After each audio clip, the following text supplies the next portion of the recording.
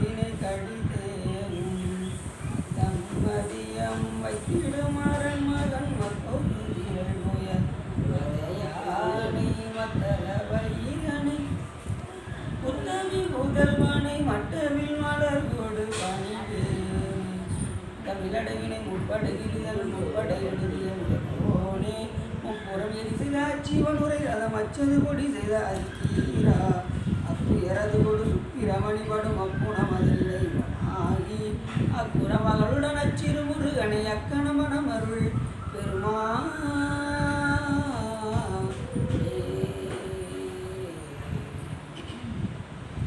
இந்த எனக்கருள் தந்தையும் இந்த உடமானவை தீர்த்தனையாள் கந்தா கதிவேலவனே உமையாள் மைந்தா குமரா மறைநாயகனே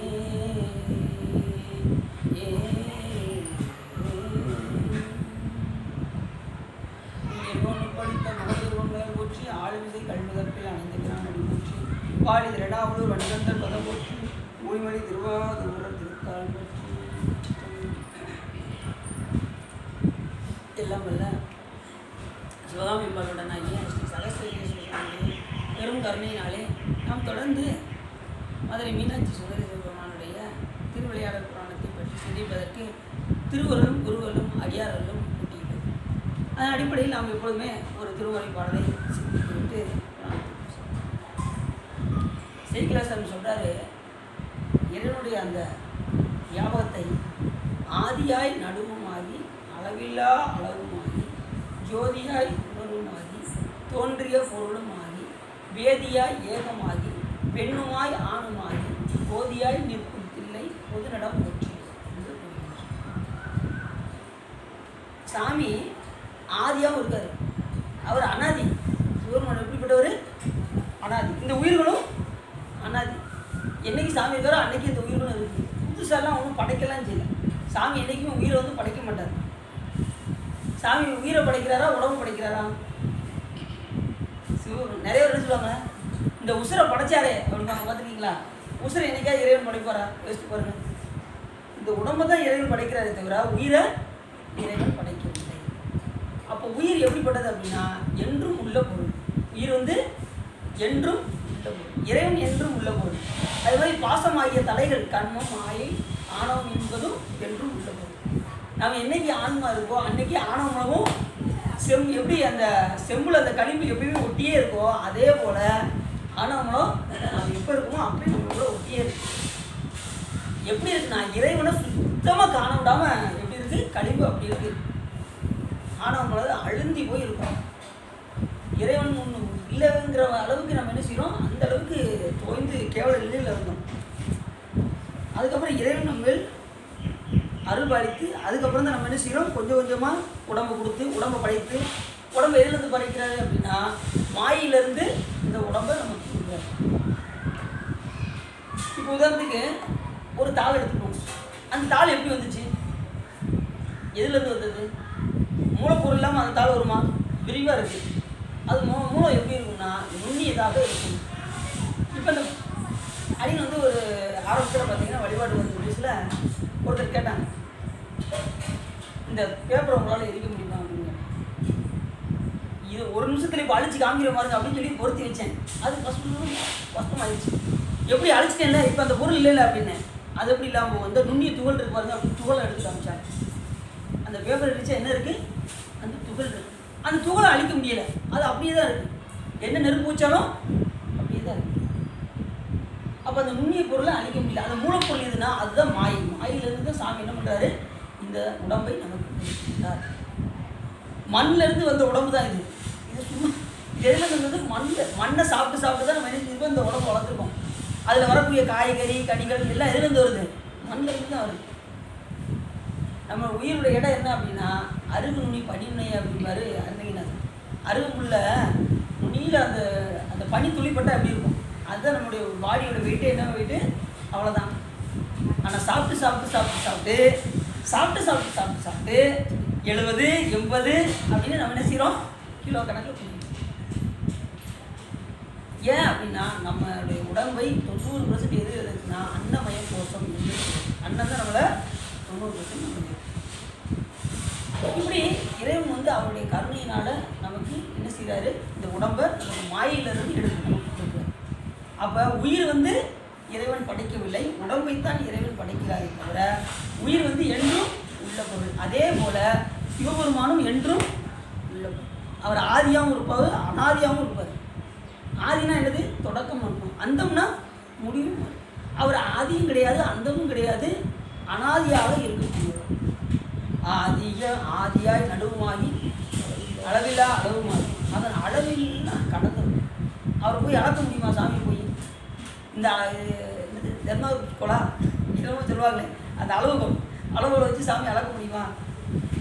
முதல் படை சொல்லிட்டார், உலகலாம் வந்து ஓதற்கு இவன் இலவுலாவி நீர்வழிவேனின் அழகில் சோதிட்டார் கும்பலத்துக்கு அடணும் பல சிலம்படி வாழ்க்கை. அவர் அளவில் கொண்டெல்லாம் இறைவனை வந்து அளக்க முடியும். ஏன் அப்படின்னா அவர் விண் நிறைந்து மண் நிறைந்து மிக்காய் இருந்து விளங்கு ஒளியாய் எண்ணிறந்து எல்லை இல்லாதானே நீ பெரும் சீருண்டார் மாணிக்க வசந்தம். அதனால் அளவை கொண்டெல்லாம் இறைவனை நாம் அளக்க முடியும். ஆதியாய் நடுவுமாகி அது நடுவுமாகின்னு சொல்லும்போது அவர் நடுவுமயமானவர். எந்த ஒரு இதுலேயும் அது நடுநிலைத்தன்மையோடு இருப்பார் சாமி. அதனால தான் அரங்குலலாம் சிவபெருமானம் தாங்கியிருக்கு. அந்த விடை வாகனத்தில் தாங்கி இருப்பதன் காரணம் என்னென்னா, அந்த தர்ம தேவதைகள்லாம் போய் சாமிகிட்ட போய் முறையிட்டதினால் சிவபெருமான் என்ன செய்கிறாரு, அவர்களை அறவிடையாகி ஆக்கி அவர்கள் மேல் தாங்கி இருக்கின்றார். அப்போ நடுநிலைமை. இப்போ நம்ம இதில் முன்னாடி உள்ள கதையில் பார்த்தோம்ல, சாமி வந்து கரெக்டாக தீர்ப்பு சொன்னார் சொல்லி நம்ம திருவிழா போனதில் கூட பார்த்தோம். அப்புறம் அந்த வேடுவன் இறந்து போனதும் உடனே அந்த இதை போய் நீ மறுநாள் காலையில் அந்த திருமணத்துக்கு போனேன்னா அங்கே வந்து உனக்கு நான் அதை சொல்லுவேன் அப்படின்னு சொல்லி சொன்னாரா. அதுபடி நடுநிலைத்தன்மையோடு அந்த இதுக்கு தீர்ப்பு சொன்னார் சாமி. இப்படி எல்லா விதமான இதுக்குமே நடுநிலைத்தன்மையோடு விளங்குவது ஆதியாய் நடுவுமாகி அளவில்லா அளவுமாகி. அளவுக்கெல்லாம் அப்பாற்பட்டவர் சொல்வது. அதுமாதிரி நம்ம எண்ணத்திற்கும் அப்பாற்பட்டவர் சொல்வது. நான் சாமி இப்படிலாம் இருப்பாரா அப்படின்னு நினச்சோம்னா அந்த எண்ணத்துக்கும் மேலே இருப்பார் சாமி. ஏன்னா நம்ம அறிவு கொண்டு இறைவனை நாம் அறிய முடியாது. எண்ணுதற்கு எட்டார். நம்ம எண்ணத்திற்கெல்லாம் எட்ட முடியாது. எண்ணுதற்கு எட்டார் எளில. ஆனால் அடியார் கூட்டம்னா எளிமையாக ஒழிந்துருவார் சிவபெருமான். அன்புக்கு இறங்கி வரும். இன்ன தன்மை நின்று அறிவொன்னா எம்மானை. யாரு சுந்தரம் அப்படி இந்த தன்மைன்னு சொல்லவே முடியாது, அப்படிப்பட்டவர். ஆனால் அடுத்த வழியில் சொல்லுவார், எளிவந்த பிரான். அப்படி சாமி எளிவந்த ஆதியாய் நடுவுமாகி அளவில்லா அளவுமாகி ஜோதி. அவன் ஜோதிமயமானவன் ஜோதியாய். அப்புறம் உணர்வுக்கு அப்பாற்பட்டு நாம் எந்த அளவுக்கு நம்ம இறைவனை நேசிக்கின்றோமோ அதில் வரக்கூடிய உணர்வை யார் கொடுக்க முடியும் அப்படின்னா சிவபெருமான் தான். அந்த உள் உருக்கம் வருது பார்த்தீங்களா, அந்த உள் உருக்கத்தினால் வரக்கூடிய உணர்வு அதில் தான் சாமி விளங்கி தோன்றும். அதாவது உணர்வு வேற, அறிதல் வேற. அறிவது என்பது இறைவன் அறிஞ்சிக்கிட்டே போகலாம். ஆனால் உணர்வது என்பது அனுபவ ஞானம். உணர்வது எப்படின்னு அனுபவ ஞானம். நீ தினசரி வந்துக்கிட்டே இருக்கீங்க, சாமி பற்றி கேட்டுக்கிட்டே இருக்கீங்க, இதெல்லாம் அறிதல். இறைவனை பற்றி அறிந்து நீ என்ன செய்றீங்க, வழிபாடு செய்ய உங்களுக்கு உணர்வு ஏற்படும். அந்த உணர்வு தான் அனுபவ ஞானம். இது என்ன ஞானம் அப்படின்னா அபரஞானம் என்று. இறைவனை பற்றி அறிவது அபரஞானம். அவன் கொடுக்கக்கூடியது பரஞானம். அனுபவத்தில் சாமி தன் நிலையை மறந்து நீங்கள் அவரோடு ஒன்றுவீங்க பார்த்தீங்கன்னா, அப்போ உங்களுக்கு கிடைக்கக்கூடியது பரஞானம். அப்படி அனுபவத்தில் நமக்கு கொஞ்சமாக நமக்கு வழிபாடு செய்ய நமக்கு உணர்த்திட்டே இருப்பார். நம்மளுடைய குடும்ப சூழ்நிலைகள் எல்லாத்தையும் சாமி என்ன செய்வார், மாற்றிக்கிட்டே வருவார். அப்போ தெரியும், ஆகா சாமி இவ்வளோ பெரிய கருணையாளர் அப்படின்னு நமக்கு அப்போ தான் தெரியும். அப்படி ஆதியாய் நடுவுமாகி அளவில்லா அளவுமாகி ஜோதியாய் உணர்வுமாகி சாமி இப்படிப்பட்டவர் ஜோதி வடிவமானவர். அருட்பெரும் ஜோதி தனிப்பெரும் கருணை. அருட்பெரும் ஜோதினா சிவம், தனிப்பெரும் கருணைனா சக்தி. கருணையை வடிவானவர் சக்தி. சாமியுடைய எப்பயுமே விட்டு நீங்காத சக்தி கருணை. நினைத்து முடிப்பது சக்தி முடிக்கும். சாமி நினைப்பாரு, முடிப்பது எது சொல்லி முடிக்கும், சக்தி தான் முடிக்கும். நான் பள்ளிக்கூடத்துக்கு போகணும்னு நினைக்கிறேன், எதாவது போவேன், இந்த காலால் நடந்து போவேன். அப்போ நினைக்கின்ற ஆள் வேற, நடந்து போகிற ஆள் வேறையா, ஒரே இடத்துல அப்போ நினைப்பது சிவம், நடந்து போகிற அந்த திருவடியை தான் நம்ம என்ன சொல்கிறோம், சக்தின்னு சொல்கிறோம். தனியாக ஒன்றும் சக்தியெல்லாம் கிடையாது. சக்தி நம்ம வந்து உருவச்சதுக்கு காரணம் என்ன அப்படின்னா, அவர் சிவபெருமான் சக்தியவே தன்னுடைய திருமேனியாக கொள்வதனால்தான் அதுக்கு உடம்பு கொடுத்து சக்தின்னு பிரித்து வச்சுருக்கோம். மற்றபடி கடவுள்னா ஒருத்தர் தான், சிவபெருமான் தான் கடவுள். ஆனால் உருவப்படுத்துறதுக்காக நம்ம என்ன செஞ்சுருக்கோம், சக்தியாக பிரித்து வைத்திருக்காங்க. அப்போ உருவத்தை தனியாக துண்டை காமிச்சிருக்கோம், அவ்வளோதான். ஆனால் எப்பயுமே அதை விட்டு பிரியாமல் இருப்பது தான் சக்தி. புரியுது அவங்களுக்கு? புரிஞ்சிருச்சா? இப்போ கடவுள் எத்தனை? ஒருத்தர் சொப்பொழி வச்சுக்கும் போது 2 அப்படின்னாரு, சிவமும் சக்தியும் 2 அப்படின்னாரு. அதுக்கப்புறம் மறுபடியும் அதுக்கப்புறம் இந்த விளக்கத்தை எடுத்து சொன்னதுக்கப்புறம் இப்போ ஒத்துக்கிறீங்க 1 அப்படின்னாரு. அதெல்லாம் ஒரு வாயினை மனாந்தாரத்து இரியல் வாய் முதல் பூதலும் யார் சொல்கிறாங்க? ஒரு வாயினை தான் மானாங்காரத்து ஈரியல்வாய் ஒரு விண்முதல் பூதலம். இரு இயல்பாக இருப்பார் சிவபெருமான். அதுதான் சக்தின்னு நம்ம சொல்கிறோம். நினைப்பது சிவம், முடிப்பது சக்தி. ஆதியாய் நடுவுமாகி அளவில்லா அளவுமாகி ஜோதியாய் உணர்வுமாகி தோன்றிய பொருளுமாகி வேதியாய் ஏகமாகி. அந்த ஜோதி வந்து எப்படிப்பட்டவனா, அனந்த கோடி பிரகாசம் உடையது. அந்த ஜோதி எப்படிப்பட்ட பிரகாசம்? அனந்த கோடி மடங்கு பிரகாசம். அந்த சாமி முருகப்பெருமானத்தில் இருக்கக்கூடிய வேலை எத்தனை கோடி சூரிய பிரகாசம்? 100 கோடி. 100 கோடி சூரியர்களை உருக்கி கருக்கட்டி வாத்தா என்ன பவரோ அது வேலாயுதத்தோட பவர்னு யார் சொன்னா? அருணைநாதர் சொன்னாங்கன்னு அன்னைக்கு சொன்னோம். அருண தனவன வியக சுதிகையில் அகில புவனமும் உதவும் அடைமகள் அமலை ஆரி அந்தரி சுந்தரி இமய மாமையில் அன்பை சுயம்பகி அச்சுத சகோதரி அனைத்தும் வேதத்தலைவி அற்புத புராதனி வர பிரகாச தகுதி அம்பல குண்டல வேத சாம்பவி இன்ப குந்திய பூவை பூங்கொடி அச்சத லட்சத வச்சத கணத்தித அச்சத லட்சி அச்சி சலச்சேரி ஆயுதரும் ஐந்தர் முகம் ஆயிரம் விளங்கியது ஒரு 6 தர வந்தரனும் 6 முக புண்டைகள் அறுவரை திறந்துவன் சங்கிராம கட்டி முதிய அவையவிட அஞ்சல் என்று அவன் வீரனுக்கு உதவி அரசரிய வாமன முனிப்பொரு தமிழ்திரையில் வெறிதமாக வெறித்த கடவுள் புலவன் அனுபவித்த வபக்கடலில் உபாதியனை விரவி எடுத்து அருள் வைத்த கடல் விவாகன் ஆசில்லாத சகோதர இன்னும் வாசிகார மனோடைய வஞ்சரன் அகலும் முழுவாத கடவுள் வழிவன முதல் 7 முதல்வட கடித புலவிதன் மரகத பச்சை திவாகரர் வடிமை உருக்கி வடித்த திருக்கைகள் அப்படின்னு யார் சொன்னால்? அருணையன் சொல்றாரு. அந்த திவாகரன்னா 100 கோடி 100 கோடி சூரியன் சூரியனை உருக்கி கருக்கட்டி வார்த்தா என்ன போகிறோம் அது வேலாயுதத்தோட கை திருக்கை வேலுடைய போகிறான். முருகப்பெருமான் வைத்திருக்கக்கூடிய திருக்கை வேலுடைய அதுக்கு அந்த பிரகாசம் 100 கோடி சூரியனுடைய பிரகாசம். அப்போ சாமி எப்படிப்பட்டவர்? அவர் கையில் வச்சிருக்க வேலை அவ்வளோ பிரகாசம்னா சாமி எவ்வளோ போகிறா இருப்பார்? அனந்த கோடினார். அனந்த கோடி எண்ண முடியாத அளவுக்கு அனந்த கோடி பிரகாசம். எல்லாரும் தியான கிளாஸுக்கு போய் என்ன செய்கிறாங்க? கும்பு இருட்டு அப்படிங்காங்க. இருட்டை போய் யாராவது தியானிப்பாங்களா? அதுதான் மடவின்னு அப்படிலாம் இல்லாமல் பிரகாசம் ஜோதியத்தை என்ன செய்யணும்? தியானிக்கணும். இறைவனை வந்து எப்படி செய்யணும்? வெளிச்சத்தோடு தியானம். அப்படி ஜோதியாய் உணர்வுமாகி தோன்றிய பொருளுமாகி எல்லா பொருளையும் தோற்றமாக இருக்கக்கூடியது யார்? எல்லா பொருளும் தோன்றுவதற்கு காரணமாக இருப்பது யார்? இல்லைன்னா நம்ம தோன்றிருக்க முடியுமா? இப்படி உடம்பு நமக்கு வந்திருக்குமா? தோன்றிய பொருளுமாகி வேதியாய் ஏகமாகி எல்லா பொருளையும் கலந்துருப்பார். ஒன்றாவும் இருப்பார், உடனாகவும் இருப்பார், வேறாகவும் இருப்பார். வேதியாய் ஏகமாகி பெண்ணுமாய் ஆணுமாகி வேறு எந்த கடவுளுக்குமே இல்லாத ஒரு தனிச்சிறப்பு ஊர்வலம் தான். பெண்ணும் ஆணுமா இருக்கக்கூடிய எந்த தெய்வத்துக்காவது இது ஒரு சிறப்பு யோசிப்பாரு. பெண்ணுமாய் ஆணுமாய். 2வது நல்ல கவனமாக இருங்க. சிவபெருமான் ஒருத்தர் தான் குழந்தை குட்டியோடு வந்து அரிசி செய்வார். வேறு எந்த தெய்வமாவது குழந்தை குட்டியோடு வந்து அரிசி தான் யோசிச்சு பாருங்க. இதை வச்சாவது சிவபெருமான் தான் முழுவதும் இருக்கணும்னு தெரியும். நல்லா யோசிச்சு பாருங்க. இல்லை இப்போ ஒன்றே எல்லாரும் என்ன யோசனை வரும்னா எல்லா தெய்வத்தையும் யோசிச்சு பார்ப்பாங்க. பெருமாள், லட்சுமி, அப்புறம் எல்லாரும் கற்பனை பண்ண ஆரம்பிச்சுருவாங்க. இவர் சொல்கிறது சரிதானா அப்படின்னு நீங்கள் யோசிக்க ஆரம்பிச்சுருக்கீங்க. சிவபெருமான் தான் குழந்தை குட்டியோடு இருந்து சௌபாகியத்தையும் கொடுக்கக்கூடிய பெருமான். அவர் ஒருத்தர் தான் அம்மையும் அப்புறாவும் இருந்து அருள் செய்யக்கூடிய பெருமான். அவர் ஒருத்தர் தான் கெடாமல் வச்சுருப்பார். அவர் ஒருத்தர் தான் கங்கை தலையை வச்சுருப்பார். அவர் ஒருத்தர் தான் உடுக்க வச்சுருப்பார். அவர் ஒருத்தர் தான் அனல் ஏந்திய கையை வச்சுருப்பார். அவர் ஒருத்தர் தான் ஊன்றியத்துக்கு ஆணவ மலத்தை வெளிவடை செய்வது மாதிரி வச்சுருப்பார். அவர் ஒருத்தர் தான் அபய கஷ்டத்தை வச்சுருப்பார். அஞ்சேல் என்று அருள் செய்வான் அமர்வு கோயில்னார். எதில்? ஞான சம்பந்தப்படும் 27 கோயில். நம்ம இறக்கும்போது உதவலையை பிடிக்குமா? இறக்கும் தருவாயில் ஆடு பிடிக்கும் நேரத்தில் நீ அஞ்சேலி கவலைப்படாதப்பான்னு சொல்கிற ஒரே பெருமான் சிவபெருமான் ஒருத்தர் தான். ஏன்னா இறக்கும் தருவாயில் அந்த உயிர் போகிற நிலை வரும்போது யார் காப்பாற்ற முடியும்னா சிவபெருமான் ஒருத்தர் தான் காப்பாற்ற முடியும். வேறு யாரும் இறக்கும்போது ராமான்னு சொல்லுப்பா அப்படின்னு சொல்லுவாங்க. பார்த்துருக்கீங்களா? இல்லைன்னா பஞ்சாயத்து சொல்லுங்கம்பாங்க. ராமன்னா யாருடைய பேர்? இது தெரியாமல் தான் ஆளாளுக்கு ராமர்னா அவர் நினச்சிக்கிட்டு இருக்காங்க. சிவபெருமான் பேர் தான் அவருக்கு ராமன் வச்சுருக்கு. அஷ்டோத்திரத்தில் வரும், சிவபெருமானுடைய அஷ்டோத்திரத்தில் 1008 இதில் ஓம் ராமாய நம அப்படின்னு வரும். அப்போ யாரோட பேர் அது? சிவபெருமான் பேர். நாராயணா அப்படின்னாலும் யார் பேர்? சிவபெருமான் பேர். அதனால் எல்லா தெய்வம் பேரும் சிவபெருமானை தான் சாப்பிடும். நீங்கள் கவலையே பட வேண்டாம். நீங்கள் திருப்பதியில் போய் நாராயணான்னு சொன்னால் அவர் சொல்லி வழிபட்டால் கூட சிவபெருமானை தான் பிடிக்கும்.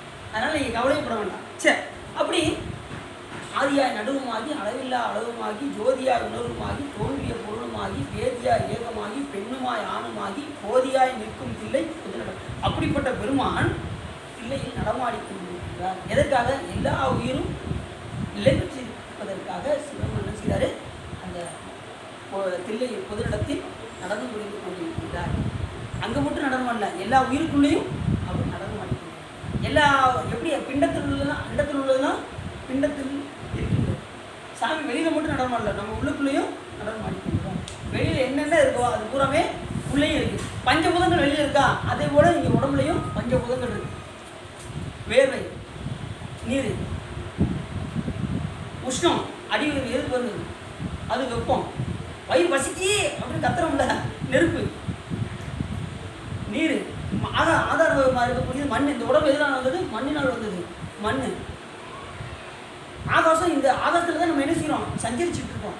இப்படி எல்லாமே பஞ்சபூதமும் இந்த உடம்புக்குள்ளே இப்படி சாமி நடந்து கொண்டிருந்தார் என்று இந்த பாடலில் ஸ்டேக்கில் சவுண்ட் அது அருமையாக அந்த கடவுளுடைய தத்துவத்தை அருமையாக சொல்லியிருக்காங்க. சரி, நம்ம புராணத்துக்கு வந்துருமா? திருமுகம் கொடுத்த படலாம். திருமுகம் கொடுத்த பானபத்திரன் இனி எமக்கு அறிவாவது இதுவே என்று கருதி அன்று முதல் வரகுண பாண்டியனுடைய சபையில் இசை பாடுகின்ற உரிமையை விடுத்து சோமசுந்தர கடவுள் அவர் என்ன சொன்னார்? நீ இனிமேல் சாமிக்கு பாடல் பாடிக்கிட்டே இருங்க அப்படின்னு சொன்னாரா? அதனால் என்ன செஞ்சார்? எல்லாத்தையும் விடுத்து சோமசுந்தர கடவுள் திருக்கோயிலை 3 காலங்களிலும் சென்று கனிந்த அன்போடு இசை பாடும் நியமம் போன்றார். இங்கனம் இறைவன் திருமுன்பு பாடுதலை என்று பிற தொழில் இவருக்கு இல்லாமையினால் வறுமையை அடைந்தார். வேறு எந்த தொழிலும் இல்லை, சாமியை போற்றி பாடுவதை தவிர வேறு எந்த நிலையும் இல்லை. அதனால் என்ன செய்யார்? ரொம்ப வறுமையில் போயிட்டார் பானபத்திரன். அதனை கூடல் சித்தர் பொறுப்பாரோ? உடனே சிவபெருமான் பொறுப்பார். அவர் அடியார் ஒரு துன்பம் வந்தால் உடனே சாமி அது என்னன்னு வந்து கேட்பார். ஏன்னா அது மெய்யடியார் வேற. இவருக்காக சாமி என்ன பண்ணார், என்ன செய்ய போறாரு பாருங்க. ஆதிலான் அவர் பாண்டியனது கருவூலத்திலிருந்து செல்வங்களை கவர்ந்து கவர்ந்து நம்மளால் என்ன பண்ணிட்டாரு? பாண்டியம்மன் வரகுண பாண்டியன் இருக்காங்கல்ல, அவருடைய கருவூலத்தை தொடர்ந்து கொஞ்சம் கொஞ்சமாக எடுத்து எடுத்து நம்ம ஆள் என்ன பண்ணுறாரு? இவருக்கு வறுமையை போக்குவதற்காக எடுத்து கொடுக்கான் கருவூலத்துலேருந்து. எவ்வளவு சிறப்பு பாருங்க. ஒரு அடியாருக்காக யாராவது பண்ணுவாங்களா? சாமி பண்ணுறாரு பாருங்க. பாண்டியனுடைய கருவூலத்திலிருந்து செல்வங்களை கவர்ந்து கவர்ந்து பானபத்திரன் முன் ஒவ்வொரு நாளும் வைப்பாராங்க. ஒவ்வொரு நாளையும் அந்த காசு இருக்குமா எடுத்து வைக்கிறாரு. சில நாள் பொற்காசும், சில நாள் மணிகள், பதிக்கப்பட்ட அணிகலன்கள், சில நாள் பொன்னா அடைவகைகள், சில நாள் சாமரையின் பொற்காம்புகள், சில நாள் சிங்காதனத்தின் கடுகளும், சில நாள் பலசாதி மணி குவியல்களும் இறைவன் அளிக்க பானபத்திரன் பெற்றுக்கொண்டு போவானாங்க. டெய்லி சாமி என்ன பண்ணிட்டாரு? நம்ம ஆளு ரொம்ப கஷ்டப்படுறாரு, வச்சிட வேண்டியதா கையை எங்க அரசர்கிட்ட சாமி என்ன செஞ்சிட்டாரு? குவியலை திறந்து கொஞ்சம் கொஞ்சமாக எடுத்து எடுத்து கொடுக்க ஆரம்பிச்சிட்டாரு. இப்போ சிவபெருமானே கொடுத்துருவாரு. ஏன் அப்படின்னா அவர் மன்னனுடைய பெருமையும் தெரிய வேண்டும் என்பதற்காக தான் சாமி என்ன பண்ணுறாரு? அங்கனம் கைக்கு கிடைத்த பொருளை தனக்கு அளித்த கல்வரும் தானுமே அல்லாமல் வேறு எவ்வகையினருக்கும் அறியாமல் பானபத்திரன் நெருப்பிலிட்டு உருக்கி வேண்டியதை அந்த காசெல்லாம் உருக்க வேண்டிய இடத்துல உருக்கி உருமாற்ற வேண்டியவற்றை உருமாற்றி அவற்றை கொண்டு தன்னை அது மட்டும் அவர் மட்டும் வச்சுக்கிட்டாங்க. இதுதான் இப்போ ரொம்ப முக்கியமான வார்த்தை. பெற்ற பணத்தை கொண்டு தான் மட்டும் அனுபவிக்கல, என்ன செஞ்சாலும் பிறருக்கெல்லாம் கொடுத்தார். தன்னை சார்ந்தவருக்கும் இல்லை என்று யாசித்தவர்களுக்கும் தன் கை வரவு பார்த்து வாழ்வோருக்கும் பிறருக்கும் இடையராது அளித்து அவர்களின் உள்ள கவலைகளை தவிர்த்து வருவாங்க. இதுதான் ரொம்ப முக்கியமான வார்த்தை. தான் மட்டும் வைக்காமல் என்ன செஞ்சாராம்? அந்த யாசித்தவருக்கு கேட்குறவங்களுக்குலாம் அள்ளி கொடுத்தானா? சாமி கொடுத்த பொருள். இது நம்ம புகழ்துறை நாயகர் கேள்விப்படுறீங்களா? அவருக்கு நாங்கள் புகழ்துறை நாயகர் அவர் என்ன சரி, அவர் ஒரு சிவ வேதியர். சாமி போய் அன்றாடம் வழிபாடு செஞ்சுக்கிட்டே இருப்பார். நல்ல செல்வம் இருந்துச்சு. நாள் ஆக ஆக வறுமை வந்துக்கிட்டே இருந்தது. அப்பயும் விடலை, சுகருக்கும் நல்ல பூஜை பண்ணிக்கிட்டே தான் இருந்தார். அப்புறம் 4 நாள் பட்டினி ஆகிடுச்சு, சாப்பாடு வழி இல்லை.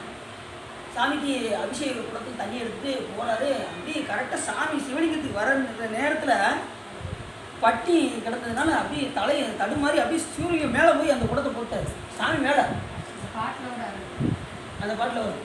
என்ன அப்படி விழுந்த மேலே போட்டதும் நம்ம அப்படி பதறிட்டாரு. சாமி மேலே விழுந்துருச்சே, குடம் விழுந்துருச்சே அப்படின்னு பதறி போய் அப்படியே மயங்கி அப்படியே சாமி முன்னாடி பண்ணு. உடனே சிவபெருமான் என்ன பண்ணாரு, தொடரக்கூடாதுன்னு சொல்லி சாமி அவரை தினசரி உனக்கு தேவைப்படும் போதெல்லாம் ஒரு பொற்காசு யாம் வைப்போம், அதை கொண்டு நீ எப்பொழுதும் போல் பூசி செய்வாயாக என்று சிவபெருமான் பண்ணித்தரு. அதே போல் அவருடைய வறுமை நீங்கி தினசரி சாமி என்ன செய்வாரா, அந்த பொற்காசை படிக்காசை வச்சுக்கிட்டே இருப்போம். நம்ம திருக்கோயிலே அப்படி தான், வைத்தியநாத சாமி கோயிலையும் ஒரு படிக்காசு வைக்கும். அதே மாதிரி 63 நாயன்மார்கள் கதையிலையும் புகழ்துறை நாயனருக்கு அப்படி சாமி. அப்போ வறுமைன்னு வந்துட்டா சிவபெருமான் நம்புவார். உண்மையான அடித்தொண்டர்களாக இருந்தால் கண்டிப்பாக சிவபெருமான் வந்து அவருடைய வறுமையை தீர்த்து விட்டார். சரி, அப்படி என்ன செஞ்சார், ஒரு நாள் அவருடைய கவலையெல்லாம் தவிர்த்து வந்துகிட்டே இருந்தார். இவ்வாறு நாள்தோறும் கொடுத்து கொண்டிருந்த சிவபெருமான் சில காலம் சென்ற பின் ஒன்றும் கொடாது ஒழிந்தார். அங்கே கூட கஜானா காலி, அப்புறம் எங்கிட்டு குடி கொடுக்க, எல்லாத்தையும் கொடுத்து முடிச்சிருச்சு. அப்போ என்ன செய்யார், நாள்தோறும் சென்று கை தொழுது வணங்கி ஒன்றும் பெறாதவராகி திரும்பி வந்து கொண்டிருந்தார். வேறு பிழைக்கும் வகை அறியாமல் வறுமை கடலில் அழுந்தி பசினால் தன் சுற்றத்தாரும் ஒரு சேரவாடி துன்புற பொருட்கள் ஆற்றாது துயின்றான். அப்பொழுது அவன் கனவின்கண் சோமசுந்தர கடவுள் தோன்றி, அப்பனே, நான் பாண்டியனது பொன்னரையில் யானை உண்ட விளாங்கனி போல அது ஆகுமாறு பொருளை கவர்ந்து இன்று வரையில் உனக்கு கொடுத்தல். இது சொன்னது இருக்கா ரொம்ப கண்ணீர் ஆகி போச்சு. ஆனால் சாமி பாண்டியனுடைய அதுல இருந்தா சாமி எனக்கு கொடுத்தீங்க அப்படின்னு இருந்தாரா கண்ணீர். எவ்வளோ பெரிய கருணை கடல் சாமி, நீ ஒரு பக்தருக்காக இப்படி கஜானவே காலை விட்டிய சாமி அப்படின்னாரா. யாரு, பணம் அப்படின்னு சொல்லிட்டு கனவுல போய் சாமி அவரை போய் சொல்றாரு, இந்த மாதிரி நான் யானை உண்ட விளாங்கனி போல டெய்லி உன் பொருளை எடுத்து கொண்டு வந்து கொடுத்தேன்ப்பா உண்ட. எம் இடத்து அன்பு வைத்த வரவண பாண்டியன் இதனை அறிந்தால் சந்தேகம் கொண்டு வேறு நினைத்து விடுவான். வேறு ஆடவரிடம் ஆசையின்றி கற்பினை காக்கும் மகளிருக்கு நாணம் முதலியன அகத்தை நீங்காது நின்றல் காத்தல் போலவும், துறவரத்தை காக்க முயல்வோருக்கு புறத்தில் உள்ள 50 விடயங்கள் புகாது தடுத்து நிற்றல் போலவும், அக்காவலும் முரசொலியுடன் காக்கும் புறக்காவலும் காய்கறியும் இருக்க பொருளை கவர்ந்தது அற்புதம். இவ்வாறு கவர்ந்த கல்வன் உயிர்கள் தோறும் ஒளிந்து நின்ற ஒருவனாய் இருப்பானோ அறியேனே என்பான். இதனால் இடசிமார் ரொம்ப சந்தேகப்பட ஆரம்பிச்சோம். இது அன்றாடம் இப்படி குறைஞ்சிட்டே போதேன், எந்த திருடனை இப்படி திருடி இருப்பான் அப்படின்னு அரசருக்கு ரொம்ப சந்தேகம் ஆரம்பிச்சோம். நம்மளால இப்படிப்பட்டவர் கல்வன், எப்படிப்பட்ட கல்வன் நம்ம சாமி முதல் பாட்டில் சொல்றாரு, தோடுடைய செவியன் விடையேறி ஒரு தூவன் மதிசூடி காடுடைய சுடலை கோயில் பூசி உள்ளம் கவர் கல்வன்னாரு. இப்போ புறத்துறை சாமி எதுக்கு பண்ணாருன்னா உள்ளத்தை திருடுறதுக்கு தான் சாமி என்ன பண்ணுறாரு, இவ்வளோ வேலையும் பண்ணுறாரு. உள்ளத்தை அவர்கிட்ட கொடுத்தாச்சுன்னா நமக்கு வேலை கொடுத்துருச்சு. நம்ம உள்ளத்தை தான் அவர்கிட்ட கொடுக்கவே மாட்டோம். உள்ளம் யாரும் என்ன சொன்னார், சாமி என் சாதாரண ஆளா சாமி, நீ என் உள்ளத்தையே திருடிட்டியா நீ. ஒவ்வொருத்தரும் ஒவ்வொரு இது திருடுனாங்க. முருகபுரம் பெண்ணையே திருடிட்டாரா, ஒன்னையே திருடிட்டு எங்கே போயிட்டாரு, கல்யாணம் பண்ணிக்க போயிட்டாரு வள்ளியை. நம்ம சாமி பூத்திருடன், சிவபெருமானுக்கு என்ன பேர், பூத்திருடன் பேர். 1008 மலர்களால் சிவபெருமான் அர்ச்சித்து கொண்டிருந்தார். யார், பெருமாள். 999 சரி 1007 முடிஞ்சிருச்சு. 8வது மலருக்கு சிவ பூஜை நேரத்தில் எதிக்கக்கூடாது. என்னடா சிவன் பார்த்தாரு, 1008வது பூவை காணும். உடனே என்ன பண்ணார், தன் கண்ணையே தாமரை மலராக எடுத்து சாமி. அதனால தான் அவருக்கு பேர் என்ன பேர், கமலக்கண்ணன் என்று பேர். கமலம்னா தாமரை, அந்த தாமரை கண்ணையை தாமரையாக வைத்ததினால் அவருக்கு என்ன பேர், கமலக்கண்ணன் என்று பேர். கண்ணா இங்கே வாப்பா அப்படின்னு சிவபெருமான் அழைச்சாராம். கண்ணன் பேர் வச்சது யாரு, சிவபெருமான் தான் பேர் வச்சுருக்கேன். கண்ணா கமலக்கண்ணா இங்கே வாப்பா, உன் பூசையை நான் ரொம்ப வச்சுருவேன்ப்பா, கண்ணையும் தூக்கி வச்சுட்டியப்பா பூஜையில் அப்படின்ட்டு சாமி என்ன பண்ணாரா, கமலக்கண்ணன் ஒரு பேரை கொடுத்தார். பேரை கொடுத்து என்ன பண்ணா, தன்னுடைய இடம் பார்த்துட்டு நீ எனக்கு ஒரு கூரை நீங்கள் வச்சுக்கோ அப்படின்ட்டா சாமி. அப்போ சங்கரநாராயணராக எத்தனையோ கூறுகளில் சக்தியினுடைய எத்தனையோ கூறுகளில் ஒரு கூரை பெருமாள் கொடுத்துருக்காரு. உடனே பாதி கொடுத்தாருன்னா பாதியை கொடுக்கல, பாதியில் ஒரு கூரை மட்டும் என்ன செஞ்சாரு அவருக்கு கொடுத்தாரு. ஏன்னா பாதி முழுவதும் யார் இருக்கா, சக்தி இருக்கிறதுனால சக்தியில் பல கூறுகளில் ஒரு கூறாக நாராயணர் அதில் இருக்கின்றார். அவருக்கு என்ன புருஷ சக்தி என்று பெயர். பெருமாளுக்கு என்ன சக்தி, புருஷ சக்தி. காளி வந்து கோபசக்தி, துர்க்கை வந்து போர் சக்தி, அம்மாள் வந்து அருள் சக்தி. இந்த 4 வகை சக்தி எப்பயுமே சிவபெருமான்கிட்ட உண்டு. சரி, அப்படி கல்வன் உயிரிழந்தோறும் ஒழித்தின்ற ஒரு வாயினான களவு போனதை அறிவானானே பொன்னர் கல்லறை காவலருக்கு மிக்க தண்டனை. அப்படி களவு போச்சுன்னா காவலருக்கு என்ன செய்வான்? ரொம்ப தண்டனை கொடுப்பான். அதனால் உன்னை போலவே நம்மிடம் அன்பு கொண்டுள்ள சேரமானுக்கு இப்போ என்ன செய்யணும் அப்படின்னா, இந்த கஜானில் போய் ரூபாயை வைக்கணும். அப்போ என்ன செய்யணும்? நீ என் மேலே ரொம்ப அன்பு செலுத்தக்கூடிய சேரமான் இருக்கான். எங்கே? கேரளாவில். சேரநாடு எந்த நாடு? கேரளாவில். அங்கே யார் இருக்கா? சேரமான் பெருமாள் நாயனார். அங்கே போய் நான் கேட்குறப்ப நான் எழுதி கொடுக்கேன். அதை கொண்டு போய் நீ கொடுத்தேன்னா உனக்கு தேவையான பொருட்கள்லாம் கொடுப்பான். நீ உனக்கு எவ்வளோ வேணுமோ வாங்கிக்கோ அப்படின்னு சாமி சொல்கிறார்.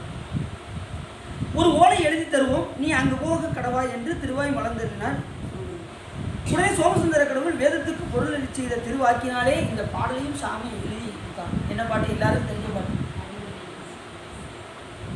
உலகத்திலே ஒரு பக்தருக்காக, ஒரு வறுமை நீங்குவதற்காக சிவபெருமான் எழுதி கொடுத்த பாடல். எந்த தெய்வமே பூலகத்தில் பாடல்னு ஒன்று எழுதுனதே கிடையாது. இதை வச்சாலும் தெரியணும் சிவபெருமான் தான் கடவுள் என்று. மதிமலி புரிசை மாடக்கூடல் பதிமிசை நிலவு பால் நிற வரிசிறகு அன்னம் வயல் கோயில் ஆலவாயில் மன்னிய சிவன் யான் மொழிதரு மாற்றம் பருவக்கொன் மூப்படி என பாவலருக்கு ஒருமையின் உரிமையின் உதவிய ஒளிதிகள் குருமா மதிபுரை குலவிய குடையில் செருமா உகைக்கும் சேரணன் காண்க பண்பால் யாழ்வையின் பானபத்தினன் கண்போல் என்பால் அன்பன் தன்பால் காண்பது கருதி போந்தனன் மாண்பொருள் கொடுத்து. இந்த பாட்டில் எப்படி சொல்லுவாங்க? மதிமலி புரிசை, மதி நல்லது சந்திரன், மலி நிறைந்த சந்திரனை உடைய யாரு? சிவபெருமான். புரிசை மாடக்கூடல், நான் மாடக்கூடலாக விளங்கக்கூடிய மதுரையம்பதி. பதிமிசை நிலவு பால் நிற வரிசிறகு அன்னங்கள் எந்த நேரமும் அங்கே நீர்நிலையில் பயின்று நித்தமும் என்ன செய்யறான்? அந்த நீர்நிலையிலே பயிலுதான் அந்த அன்னங்கள். அப்படி பயிலக்கூடிய நீர்நிலையில் வாழக்கூடிய மதுரையம்பதியில் ஆலவாய், பயில் போலில் ஆலவாயில்ங்கிற ஆலவாயினா இது மதுரையம்பதி.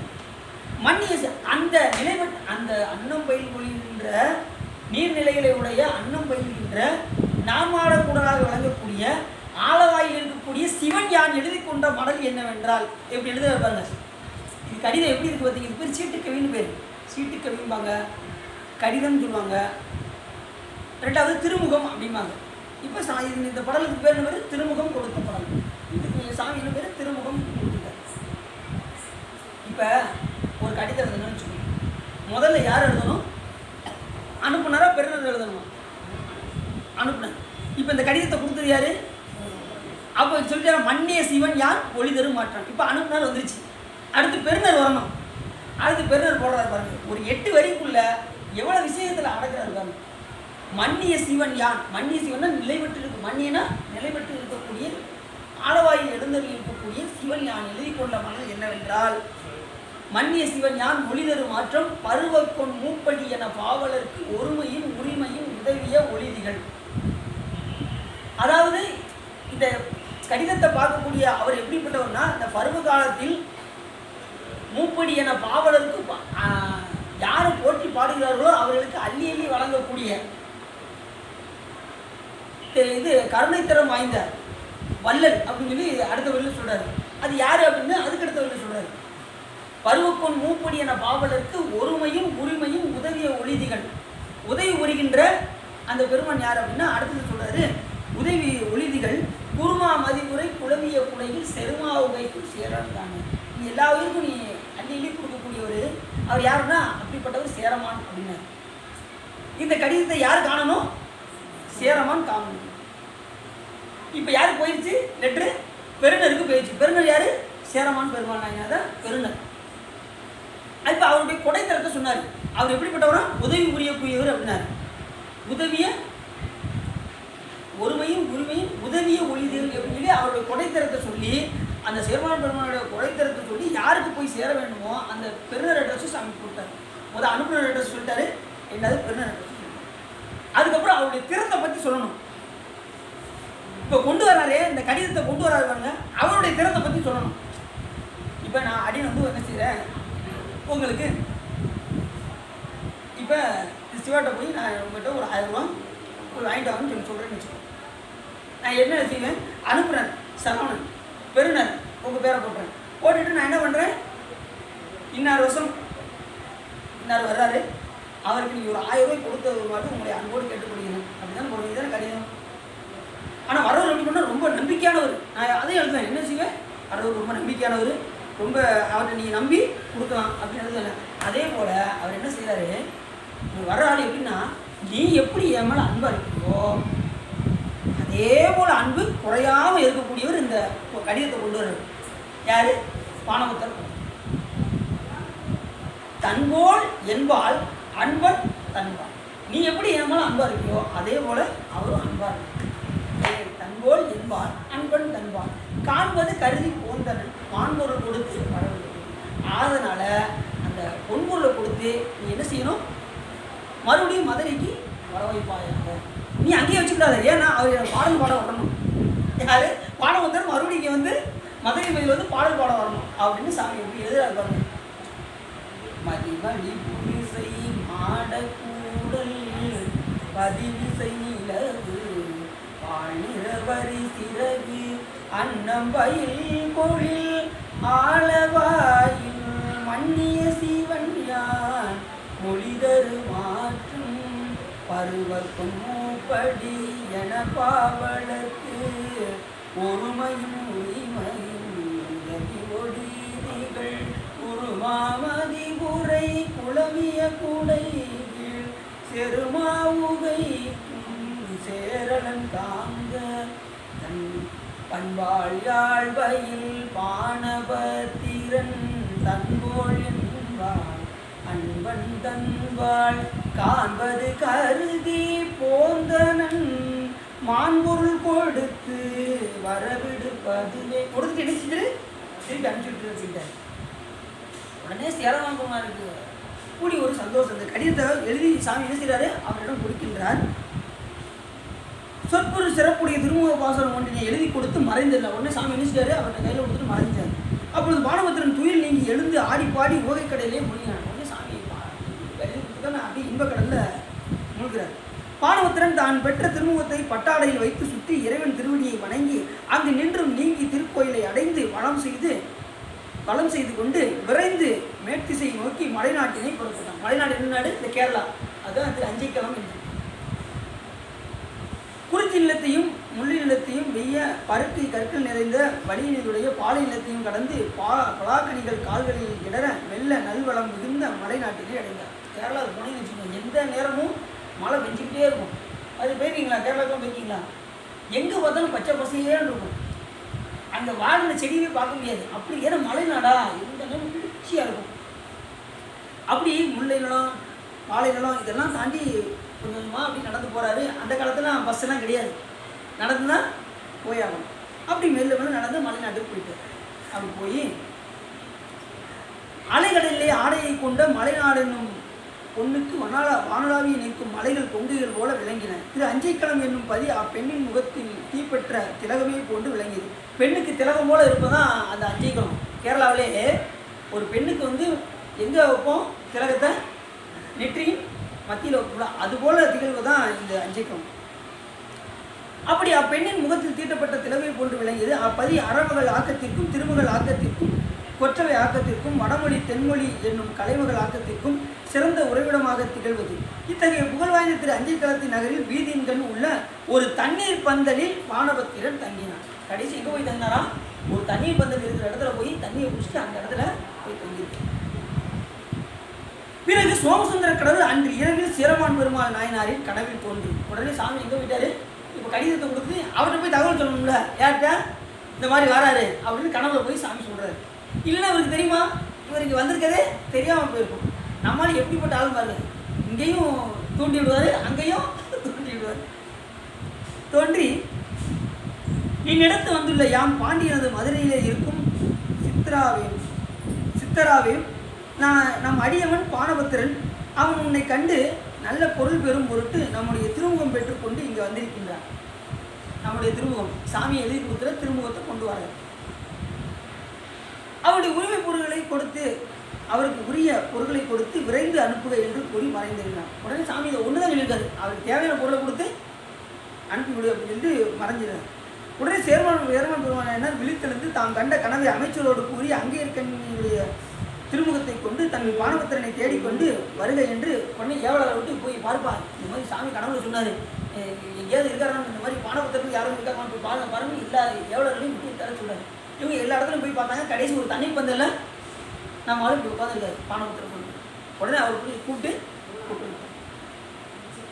தண்ணீர் பறவையில் தங்கியிருக்கு கண்ட அச்செய்தியை கண்டு விரைந்து போய் அரசனுக்கு தெரிவித்தார்கள். உடனே சேரமான் பெருமாளும் தம் 4 வகை சேனையோடு எழுந்து சென்று பானபத்திரனை கண்டு அன்பின் பெருக்கால் சிரசின் மேல் கைகூப்பி வணங்கினாராம். உடனே அவர் பார்த்தவங்க யோசிச்சாராம், கைகூப்பி வணங்கினார், பாடினார், ஆடினார், ஆனந்த கூத்தாடினார். ஏன்னா சிவருமானே அனுப்பிச்சு விட்டுருக்காருன்னா அப்போ இப்படிப்பட்ட ஆளாக இருக்கும் அப்படின்னு அவர் ரொம்ப.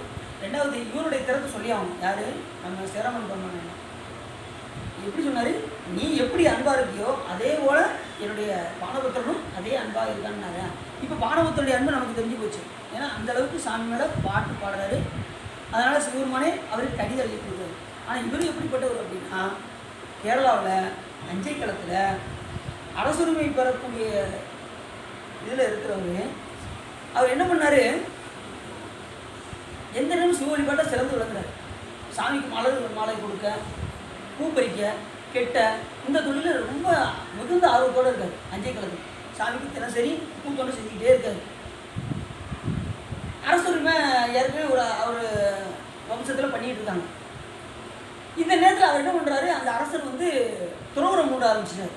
நமக்கு இந்த அரச போக வேண்டாம்னு சொல்லி துறவுரம் பூண்ட ஆரம்பிச்சார். இவர் ஏற்கனவே அரசு வேண்டாம்னு சொல்லி தான் என்ன செய்வார்? தனியாக அஞ்சை களத்தில் சாமிக்கு பணி செஞ்சுக்கிட்டு அங்கேயும் இருப்பார். அதுக்கப்புறம் அவர் திறந்து போனதுக்கப்புறம், அந்த அரசர் திறந்து போனதுக்கப்புறம் மறுபடியும் அரசுரிமை யாருக்கு வருது? நம்ம சேரமான் பெருமானுக்கு மறுபடியும் வருது. உடனே அரசர்கள்லாம் அரசவையில் எல்லாரும் இவர் பேச வந்தாங்க. நீங்கள் என்ன செய்ய, மறுபடியும் நீங்கள் தான் ஆட்சி பண்ணணும், வேறு வழி கிடையாது அப்படின்னு. அப்பா கொஞ்சம் போடுங்க, நான் எதுனாலும் சிவபெருமான்ட்ட தான் கேட்பேன், இதையும் நான் சாமிகிட்ட கேட்டு வந்துடுறேன் அப்படின்ட்டு அஞ்சை களத்து பெருமான்கிட்ட போய் முன்னாடி போய் தொழுது நின்றார். சாமி இப்படி அரசுரிமை வருது, நான் என்ன செய்வேன் சாமி? என்னுடைய தொண்டுக்கு அரச போகத்தில் மூழ்கிட்டேன்னா நான் ஒன்றும் மறந்துடுவேன் சாமி அப்படின்னாரு. அரசுரிமை என்ன ஆயிரும்? எல்லாமே மறந்துடும். சாமியை நினைக்கிறது என்ன வராது, மக்களை பார்க்குறதுலே என்ன வந்துடும், இது வழிபாடு கெட்டு போயிருமோன்னு பயப்படுறாரு. உடனே சாமி அவருக்கு என்ன செய்யாரு? அசைவமாக சொல்கிறார், இப்போ நீ கவலைப்படாத, நீ எப்பயும் போல அரசுரிமையை வாங்கிடு, நீ அரசு பண்ணு, நான் உனக்கு எல்லா உயிர்களுடைய எல்லா பறவைகளுடைய ஓசை முதற்கொண்டு நான் என்ன செய்கிறேன், அவர் பேசுகிற ஒளியை கூட உனக்கு நான் கேட்க வைக்கிறேன், நீ எல்லாருடைய துன்பத்தையும் போக்குவாயாக என்று சொல்லி சிவபெருமான் மறைந்தேன். யாருக்கு? சேரமான் பெருமான். அதனால இப்பயும் பார்த்தீங்கன்னா அவருக்கு பேர் என்ன? களரிட்டு அறிவார் என்று அவருக்கு பேர். பறவைகள் பேசணும்னு வச்சுக்கோங்க, அவருக்கு தெரியும். அந்த ஒரு இதை சாமி அவருக்கு கொடுத்துருப்பார் அந்த சேரமான் பெருமான். ஏன்னா அந்த அளவுக்கு அவர் சாமி மேலே மிகுந்த பக்கம். இப்போ பறவை 2 பேரும் துண்டுப்பட்டு அழுதுட்டு இருந்துச்சுன்னு வச்சுக்கோங்க, அது அவருக்கு தெரியும். உடனே அந்த ஒரு கவலையை இவர் போக்குவார் சேரமான் பெருமான். அதை களரிட்டு அறிவார், அவருடைய துன்பத்தை போக்கக்கூடியவர். இப்படி இருந்து நம்ம ஆட்சி நல்ல ஆட்சியாக நம்ம வளர வைக்கலாம் அப்படின்னு சொல்லி இருந்துகிட்டே என்ன செஞ்சார்? சிவத்தொண்டு பண்ணிக்கிட்டே இருந்தார். சிவத்தொண்டு ஐயா பார்க்க உடனே இந்த ஆட்சி முடிஞ்சது கொடுங்கோடு என்கின்ற ஒரு அஞ்சை களத்துக்கு பக்கத்தில் ஒரு 2 கிலோமீட்டர் தொலைவில் கொடுங்கோடு இருக்கு. அங்கே போய் அரசுரிமை பண்ணார். வழிபாடு எப்பயும் கூட நித்தியம் பண்ணிக்கிட்டே இருப்பார். அந்த தொண்டில் இமியளவும் குறையாமல் அரசுரிமை புரிந்து வந்தார் சேரமான். அப்படி புரிஞ்சுட்டு இருக்க நேரத்தில் தான் யார் வந்தால்? பானபத்திரன் வந்தார்.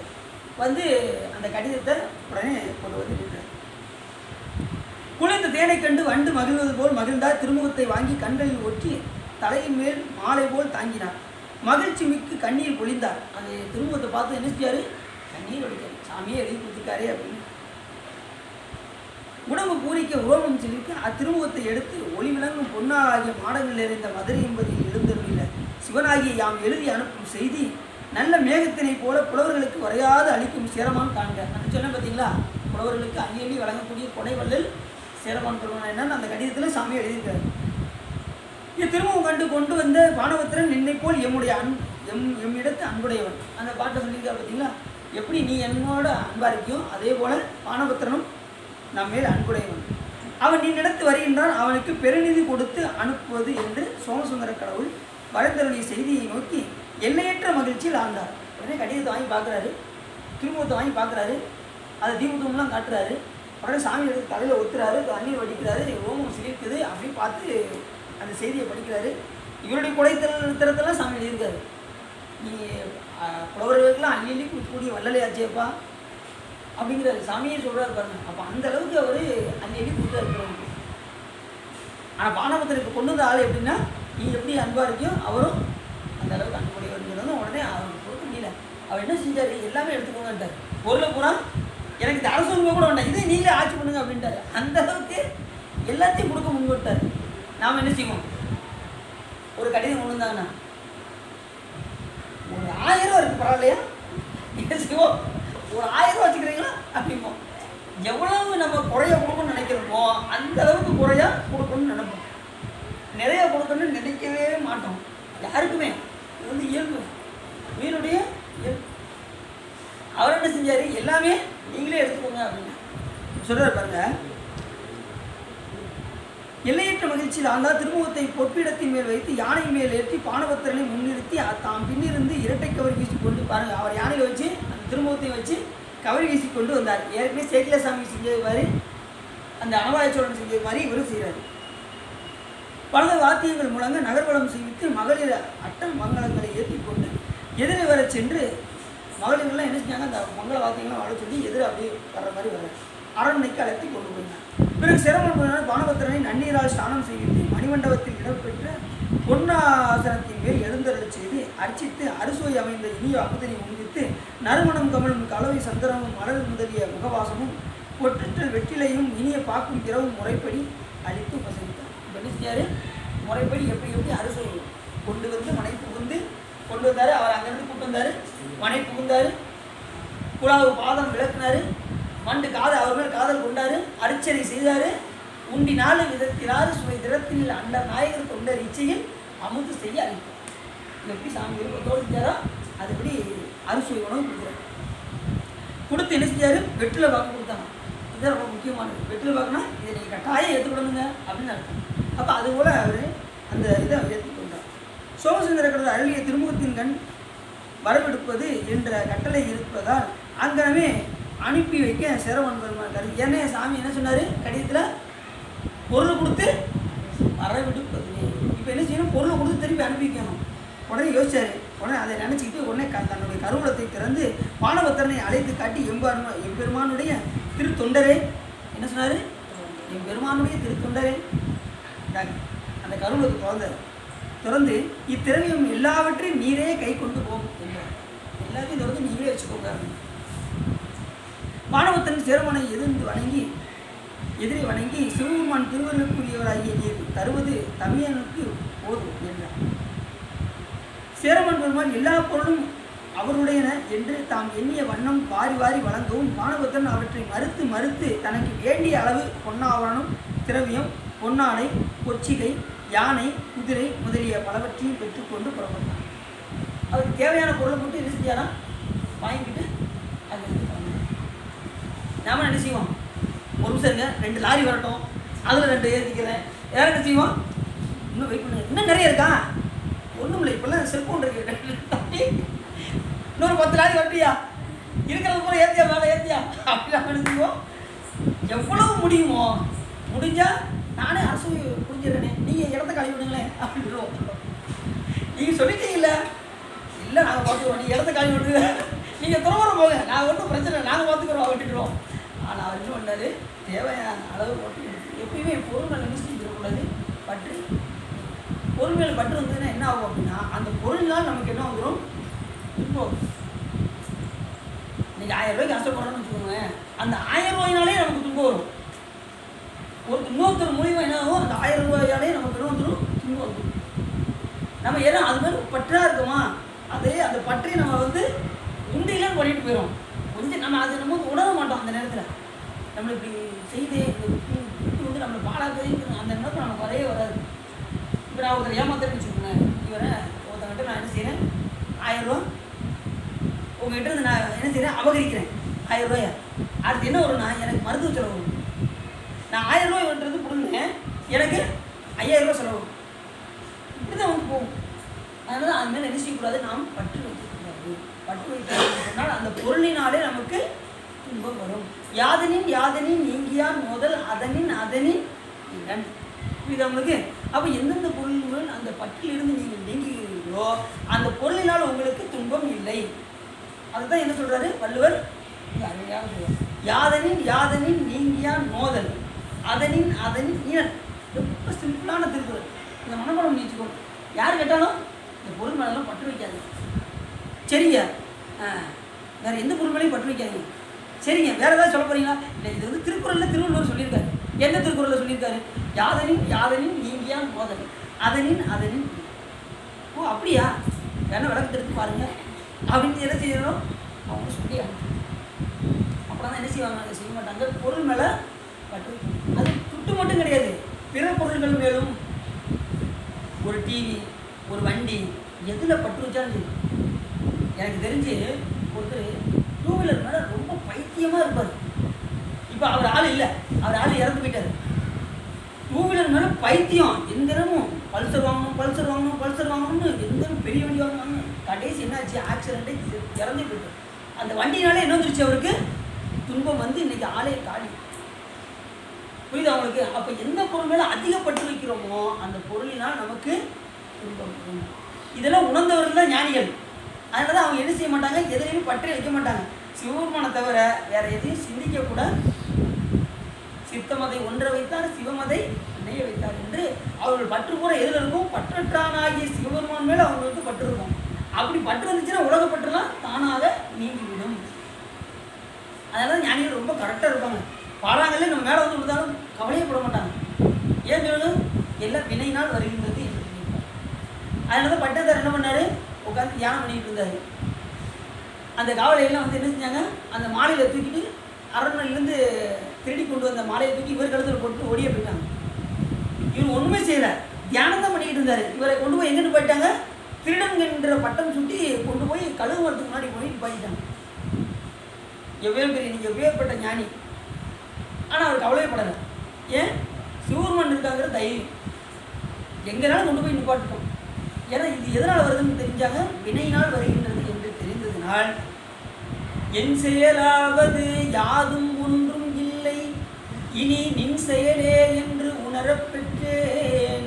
இந்த ஊனெடுத்த பின் செய்த தீவினை யாதும் ஒன்றும் இல்லை, பிறப்பதற்கு முன் செய்த தீவினையோ இங்கனே வந்து உண்டதுவே. யார் சொல்றா, பட்டந்தர் சொல்றாரு.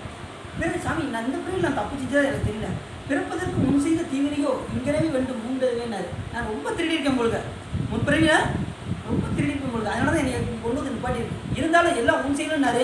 கழுகு மரம் 10 இருக்குது, கழுகு மரம் 10 இருக்குது. ஏன்னா ஞானிகள் அந்த அளவுக்கு சிவபெருமான் ஆணித்தனமாக இருப்பாங்க. எந்த நிலையிலும் சிவபெருமான் தன்னை விட மாட்டார் என்கின்ற உறுதியோடு இருப்பார்கள். அதனால சிவபெருமான் என்ன செய்யாரு, அவர்களை காப்பாற்றினார். நாம் என்ன செய்வோம் தெரியுமா, எதுக்கும் சிவபெருமானை வணங்கி வைப்போம், எதுக்கும் வணங்கி வைப்போம். நாளைக்கு ஏதாவது ஒரு ஆபத்துன்னு வந்துச்சுன்னா அவர் நம்மளை காப்பாற்றிடுவார்ல, அப்படி நினைச்சு என்ன செய்யக்கூடாது, வழிபாடு செய்யக்கூடாது. வழிபாடு எப்படி செய்யணும், அப்போ ஒருவரை தவிர வேறு யாரும் கிடையாது அப்படிங்கிற உணர்வோடு இருக்கும். எவ்வளோ துன்பம் வந்தாலும் கவலைப்படக்கூடாது. ஆணித்தனமாக உறுதியாக இருந்தோம்னா கண்டிப்பாக சாமி நம்மளுடைய கவலைகளை போக்குவார்.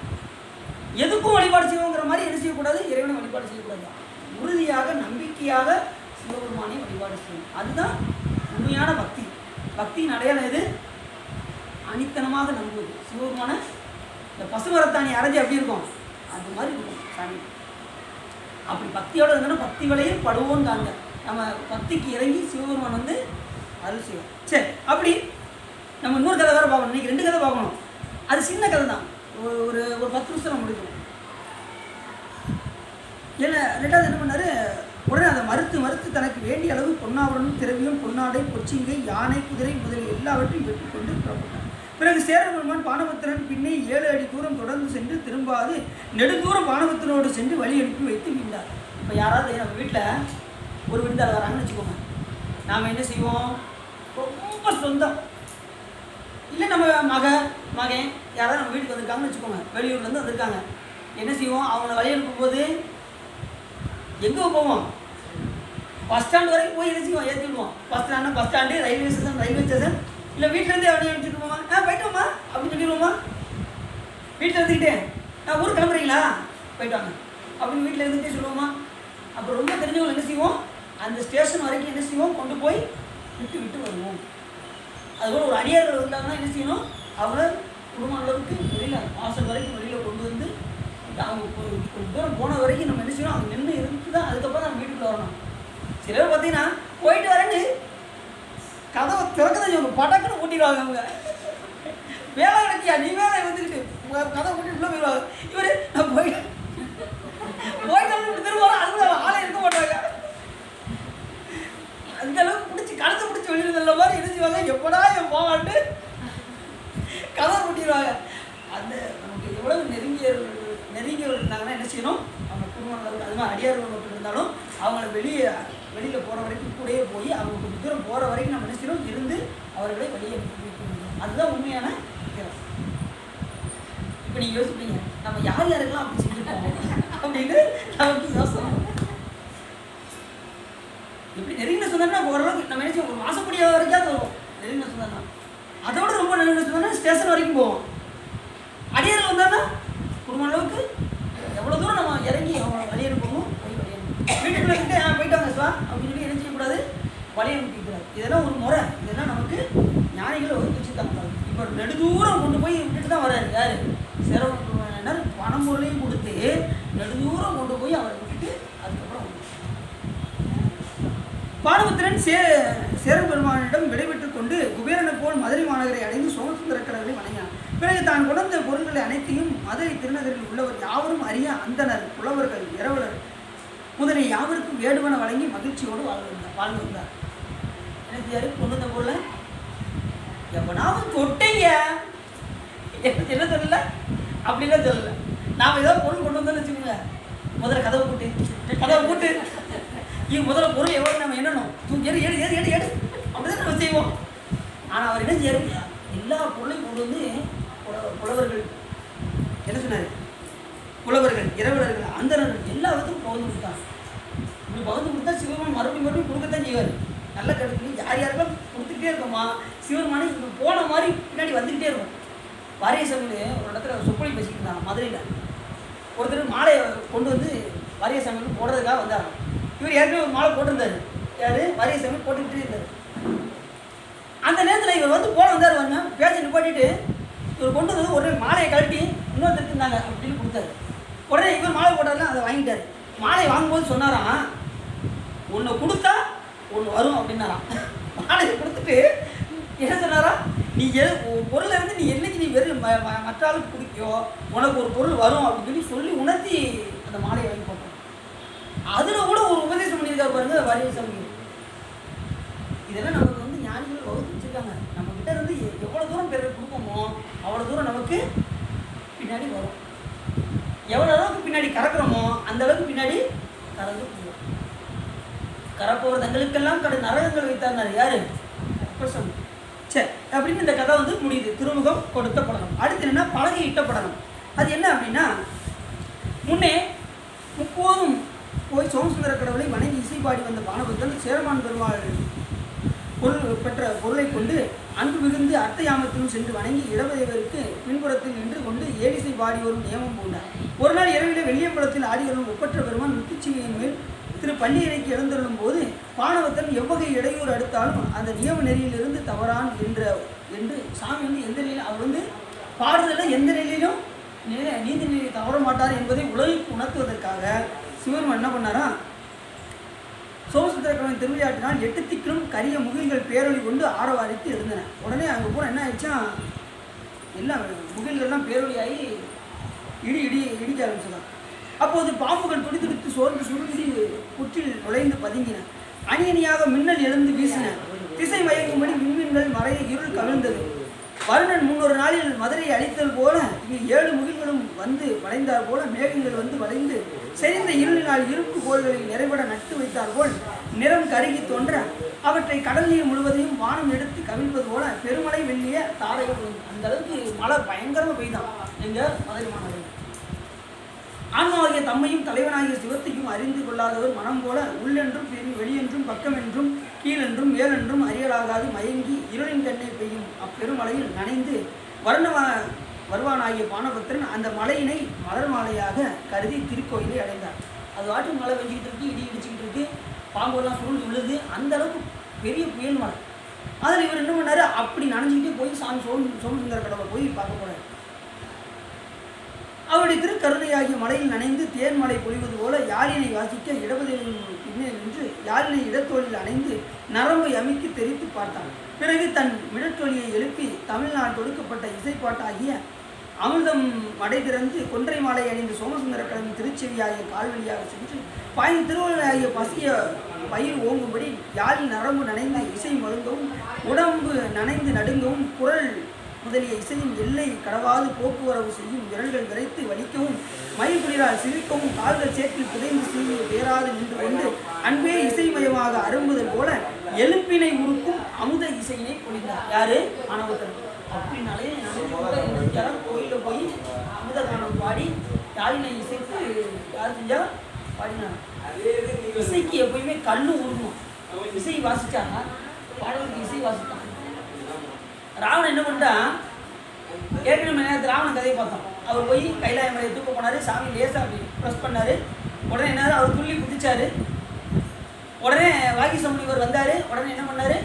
சாமகானம் வாசித்தால் சிவபெருமான் உன்னை விட்டு விடுவார் என்று சொன்னார். உடனே சாமகானம் வாசித்தார். உடனே சிவபெருமான் அவருக்கு சந்திர வாகனம் கொடுத்தாரு, ஈஸ்வரர் பட்டத்தை கொடுத்தாரு. கொடுத்த என்ன ஆயிடுச்சு? அவர் அந்த இதனால் அவருக்கு அழிவாயில்லை. அது தவறாக பயன்படுத்தினால அதுக்கு வேலை இல்லாமல் போயிடுச்சு. இப்போ அந்த மமதையோடு இருந்தான் யாரு? ராவணன். நம்ம விட அசைக்கிறதுக்கு ஆளே இல்லை, இசையில் வல்லவர் நம்ம தான் அப்படிங்கிற எண்ணத்தோடு இருந்தான். அந்த நேரத்தில் அகத்திய மாமுனிவர் வந்தார். உடனே இதை வந்து நாரதர் போய் அவர்கிட்ட கலகம் ஏற்படுத்தினார். யார்கிட்ட? ராவணன். இப்போ நீ வாட்டுக்கு என்னப்போ இசையில் வல்லவருங்க, அங்கே போய் பாரு, ஆடு சிறுசாக தான் இருக்காரு. யார்? குருமுனி ஆகிய அகத்திய மாமுனிவர். அவர் ஒன்றை விட சூப்பராக இசையில் வல்லவராக இருக்காரு, பாட்டில் திறமையாக இருக்காரு அப்படின்னு சொல்லி இவரை கலகம் கூட்டினார். யாரா? ராவணன். அப்படியா? அவர் எங்கே இருக்காரு? பொதிகமலையில். இந்த இப்போ போகிறேன் அப்படின்ட்டு எங்கள் பேர் பொதிகமலைக்கு வந்துட்டார் ராவணன். வந்து நீ இசையில் வல்லவரும் நான் அப்படின்னு சொல்லவே இல்லை அப்படின்னாரு. உடனே என் கூட போட்டி போட உனக்கு தயாராக அப்படின்னாரு. நான் போட்டி போடணும்னு நான் ஆசைப்படலை அப்படின்னாரு. உடனே நீ என் கூட போட்டி போட்டு தான் அப்படின்னு உடனே நடுநிலையாக யாரையாவது வைக்கணும் அப்படின்னு சொல்லி வாணி ஆகிய சரஸ்வதி தேவியை கூப்பிடுவாங்க. நீங்கள் 2 பேருமே வல்லவர் தான், அதனால் இந்த விளையாட்டுக்கு நான் வரல அப்படின்னு ஓடி போயிட்டாங்க. யார்? வாணி தேவி ஆகிய சரஸ்வதி தேவி. அப்போ ஒன்று செய்வோம், 2 பேருமே வீணை மீட்டி பாடுவோம், இந்த பொதிகை மலை உருவம் அப்படின்னாங்க. மலை உருகிச்சுன்னா அவங்களே வல்லவர்கள் அப்படின்னு அவங்களுக்குள்ளே பேசிக்கிட்டாங்க. உடனே இவர் எடுத்ததுமே இவர் வாசிச்சார். ராவணன் முதல்ல வாசித்தார். வாசிக்க நரம்பு எடுத்து மீட்டினார், வாசித்தார், எல்லாம் செஞ்சார். ஆனால் கல் மட்டும் உருவவே இல்லை. ஏன் அப்படின்னா யான் என்கின்ற அகந்தையோடு யார் செய்தாலும் அது உருகாது. இவர் அன்போடு என்ன செஞ்சார்? சிவபெருமானை முன்னிறுத்தி இசை மீட்டினார், பாடினார். உடனே அந்த பொதிகை மலை உருகியது. இசைக்கு என்ன செஞ்சிச்சு? பொதிகை மலையும் கல்லும் உருகியது. நாமளும் அந்த மாதிரி முறைப்படி பாடினோம்னா கல்லும் உருகும். சிவபெருமான் பாடும்போது கடல் அலையில் என்னாச்சு? நின்றுச்சு. மலை உருகிச்சு, மரங்கள் நின்றது, எல்லாமே செஞ்சது. அதே போல் தன்னுடைய பக்தர்கள் வழிபாடு செய்தாலும் அன்போடு செய்தாலும் அதையும் சாமி என்ன பண்ணுவார்? அதை உருகும்படி செய்வார். அப்படி தான் அகத்திய மாமுனிவருக்கு திருவள்ளுவர் துணையோடு அவர் செஞ்சதுனால அந்த பொதிகை மலையும் உருகியது. அதனால் யார் வெற்றி கண்டால்? இந்த அகத்திய மாமுனிவர். சரி, அதுபோல் இப்போ எழுதியார் வீணை வீட்டி யாழ் வாசித்து சாமிக்கு பாடல் பாடுங்க. இசைவாடும் ஆகா ஊகு என்னும் இருவருக்கு அந்நாளில் பரிசிலாக சங்கக்குலையினை அணிந்த திருச்செவிகளை இடமாக அளித்த குடல் பெருமான் பானபுத்திராகி இசை தொண்டினை கண்டருளி ஏற்கனவே சாமி என்ன பண்ணாரு? ஆகா ஊகு. சாமி 2 குடல் அணிஞ்சிருக்காரு பாருங்க, அதுக்கு என்ன பேரு? அவங்க கேட்டாங்க சாமி, சாமி நான் உங்களை பாடிட்டே இருக்கணும் சாமி அப்படின்னாங்க. அப்படியா? பாடணுமா? ஆமாம் சாமி. சரி வாங்க, எப்போ பாடணும் அப்படின்னாராம். நாங்கள் எப்போயுமே பாடிக்கிட்டே இருக்கணும் அப்படின்னா. அப்படியா? வாங்க. 2 குண்டலும் வாங்கி 2 பேரையும் காதில் அணிஞ்சிட்டாங்க சிவபெருமான். இப்போயும் பார்த்தீங்கன்னா சிவபெருமானுக்கு பாடிக்கிட்டே இருப்பாங்க. அவங்க பேர் என்ன பேர்? ஆகா. அதை சொல்கிறது பாருங்க, ஆகா ஊகு. அவங்கள எப்படி சங்க குலையினை அணிந்து திருச்செவி இடமாக கொண்ட அந்த குடல் பெருமான் பானபத்திரனுடைய இசை தொண்டனை கண்டருளி, பானபத்திரா இந்த பலகை உனக்கே உரியது அப்படின்னு ஒரு பலகை கொடுத்தாங்க. நீ இதன் மேல் நின்று பாடுங்க, இந்த பலகை மேலே நின்று பாடு என்று வானிலை அசைதாக கூறியருளி நவமணி இழைத்த பொற்பலகை ஒன்று இட்டறினார். சாமி பரிசு கொடுத்தாருன்னா மரப்பலகையாக கொடுப்பாரு. மரப்பலகை கொடுப்பாரா சாமி? பொற்பலகை கொடுத்தாராம். இப்போ அதுதான் ரொம்ப முக்கியம். இதில் வந்து நம்ம இந்த வேப்ப மரம் ரொம்ப உயர்ந்த மரம் இது. தேக்கு மரம்லாம் கொடுக்கல. இது அதை விட உயர்ந்தது பொற்பலகை. முன்னால் செய்த பழக்கம். அப்போது பானபத்திரன் இறைவன் அருளிய ஆணையை மறுத்திருக்க அஞ்சி அப்பொற்பலகையின் மேல் ஏறி நின்று தேனினும் இனிய இசையினை பொழிந்தார். பிறகு 4 வரையிலும் முடி சூடும் வீர கலனணிந்த திருவடியினை உள்ளத்தில் கொண்டு பலகினை கையில் ஏந்தி தன் வீட்டுக்கு சென்றார். உடனே அந்த பாட்டு புரிஞ்சதும் அந்த பொற்பலகை கொண்டு வீட்டுக்கு போயிட்டார். செல்லுங்கால் மழை நின்று உடனே மழை நின்றுச்சு. என்ன ஒரு சிறப்பான இப்போ எதுக்காக சாமி திருவிழா நடத்துறாரு அப்படின்னா, தன்னுடைய பக்தனால எந்த நிலையிலும் பாட முடியும், மழை விழுந்தாலும் இடி இடித்தாலும் என்ன செஞ்சாலும் தன்னுடைய தொண்டிலிருந்து தவற மாட்டான் என்பதை உலகுக்கு உணர்த்துவதற்காக தான் சாமி இந்த திருவிளையாடலே நடத்துகிறாரு. நாம் என்ன செய்வோம் தெரியுமா, கோயிலுக்கு போகும்போது கொஞ்சம் மழை வந்துச்சுன்னா என்ன செய்வோம், நாளைக்கு போகலான்னு நினைக்கிறீங்க கோயிலுக்கு, நாளைக்கு பாட்டுக்கு ஒரு நாள் பாடலாம் என்னங்க நாளைக்கு போய் பாய்க்குவோங்க சொல்லுவோமா சொல்ல மாட்டோமா. அவர் இடி இடிச்சு மழை வச்சு புயல் வருது அப்பயும் போய் என்ன செஞ்சாரா, அந்த இடபதேவர் முன்னாடி போய் சாமி பாடல் பாடணும். அப்பர் சாமி எங்கே போனாரு, கைலாயத்துக்கு போனார். காலால் நடந்து போனார், கால் தளர்ந்துச்சு. கையால் நடந்து போனார், கை தளர்ந்துச்சு. நெஞ்சால ஊர்ந்து போனாராம். எங்கள் கைலாய மலைக்கு ரத்த சொட்ட வடிதான்.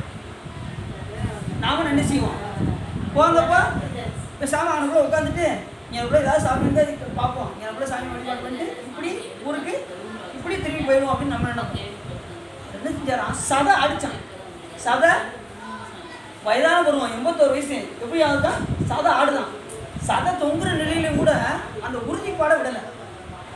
உடனே சாமி அந்த எதுக்கு வராது, யாருக்கு எதுக்கு, அப்புறம் சாமி விட்டு எதுக்கு வர, ஏன்பா எனக்குள்ள உள்ள சாமி வழிபாடு பண்ணால் போதாது, இவ்வளோ தூரம் சிவன் கைலாயம் வரைக்கும் நீ போகணுமா அப்படின்னு சிவன்மானே எனக்கு சொன்னார் முனிவர் வேடத்தில். அப்போ சொன்னார், ஆளும் நாயகன் கைலை மலை இருக்கை கண்டு அல்லால் மாலும் உடல் கொண்டு நீலேன் அப்படின்னாரு. எப்படி சொன்னார் பார்த்தீங்களா, அந்த கைலாயநாதனை காணாமல் இந்த உடம்பு நீளாது. ஆளும் நாயகன் கைலை மலை இருக்கை கண்டு அவரை போய் தரிசிக்காமல் கைலை மலை இருக்கை கண்டு மாலும் இவ்வுடல் என்னைக்கான இந்த உடம்பு அழியத்தான் போகுது, அதுக்குள்ள நான் என்ன செய்யணும், அந்த கைலாயநாதனை நாம் தகவல் என்று அந்த விருப்பத்தோடு அந்த உரைப்போடு இருந்தாராம். அதனால தான் போய் கைலாய எழுச்சியாரு சாமி அங்கனக்குள்ளே காட்டினார். இங்கே உருண்டு திருவையாத்தில் போய் எந்திரிச்சு நீ பார்த்துக்கோ அப்படின்ட்டார். அந்த நேரத்தில் அவரால் எந்திரிச்சு நடக்க கூட முடியல, அப்படி உருண்டுட்டாரு. அங்கேருந்து மானசரோவரில் உருண்டாரு, அப்படி திருவையாத்தில் வந்து எந்திரிச்சு கைலாய காட்சியில் போய் பார்க்கணும். வருஷத்துக்கு ஒருக்கா திருவையாத்தில் நடக்கும். அதான் நம்ம என்ன செய்யணும், போய் கண்ணு கழிக்கணும். எங்க